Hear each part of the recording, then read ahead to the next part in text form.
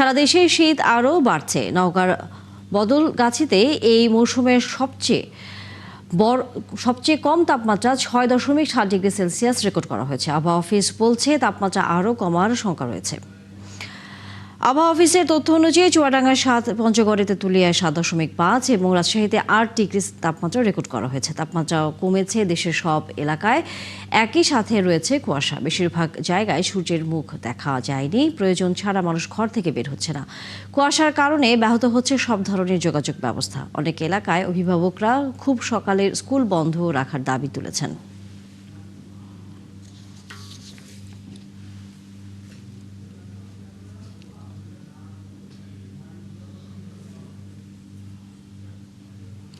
রাজধানীর শীত ও আবহাওয়া পরিস্থিতির খবর জানাতে আমাদের সাথে যুক্ত হচ্ছেন সহকর্মী হিমেল মাহবুব।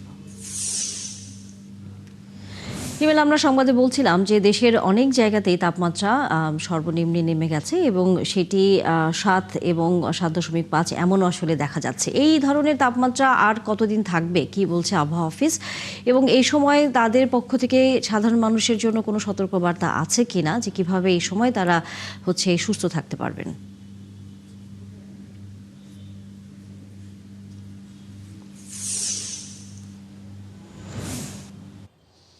আর কয়েকদিন এই সর্বনিম্ন তাপমাত্রা থাকতে পারে, 2-1 দিন।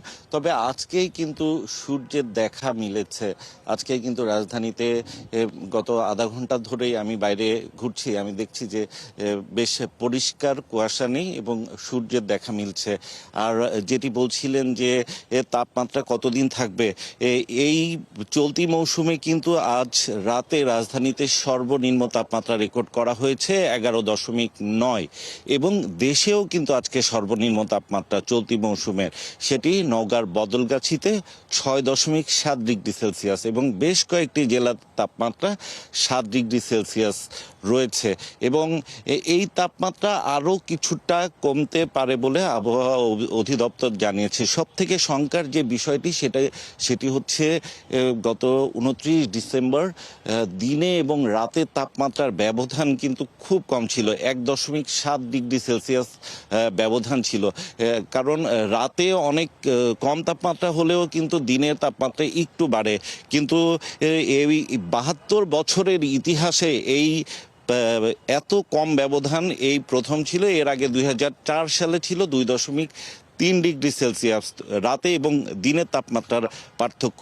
এতে যেটি একটি দেশের আবহাওয়ার বড় ধরনের একটা পরিবর্তনের শঙ্কা করছেন বলে আবহাওয়াবিদরা আমাদের জানিয়েছেন। আর সতর্কতার যে বিষয়টি বলছিলেন সেটি হচ্ছে শিশু এবং যারা বয়স্ক, শিশুরা তো নিজেদের মনের ভাব অনেক সময় প্রকাশ করতে পারে না, এই জন্য এই বাড়তি শীতে তাদের বাড়তি নিরাপত্তা বলেন কিংবা তাদের প্রতি একটু খোঁজ খবর নিতে হয় এবং যারা বয়স্ক তাদের প্রতিও কিন্তু একটু খেয়াল রাখতে হবে। সেই সাথে যারা ফসল বুনেছেন, ফসলের এই কুয়াশাতে যেহেতু দেশের আজকে 4টি বিভাগে 9টি জেলায় কিন্তু শৈত্যপ্রবাহ চলছে এবং 32টি জেলায় মৃদু থেকে মাঝারি শৈত্যপ্রবাহ চলছে। এই সময় ফসলের কিন্তু একটা ক্ষতি হতে পারে বলে আবহাওয়া অফিস থেকে আমাদের জানিয়েছে।